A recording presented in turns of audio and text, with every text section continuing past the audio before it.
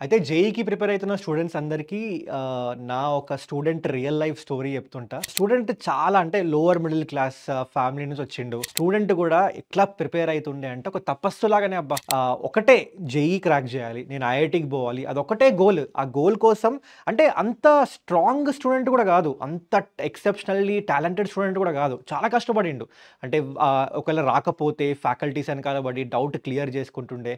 లేదంటే వాళ్ళ ఫ్రెండ్స్‌ని అడిగి ఎట్లనో ఒకలాగా కాన్సెప్ట్ క్లారిటీ తెచ్చేసుకొని, ఎట్లనో అలాగా "అరేయ్! లేదురా బయ్ కొడదాం, కొడదాం, కొడదాం. ఐఐటీ కొట్టాలి, ఐఐటీ కొట్టాలి" అని ఒక్కటే గోల్ తోటి మస్తు కష్టపడ్డాడు. స్టూడెంట్‌కి ఐఐటీ హైదరాబాద్‌లో వచ్చిండే. మస్తు ప్రౌడ్ అనిపించింది నాకప్పుడు. అండ్ రీసెంట్‌గానే గ్రాడ్యుయేట్ అయిండు. 40,00,000 ప్యాకేజ్. అలాంటి స్టూడెంట్ సక్సెస్ అయినప్పుడు ఏమైతదో తెలుసా? ఆ ఫ్యామిలీ నెక్స్ట్ వచ్చే జనరేషన్స్ అన్నిటిని మార్చేస్తారబ్బా!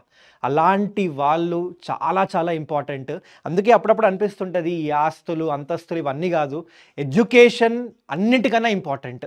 ఎడ్యుకేషన్ తోటి ఏ లెవెల్ కన్నా ఎళ్ళొచ్చు. అలాంటి ఒక రియల్ లైఫ్ ఎగ్జాంపుల్ అది.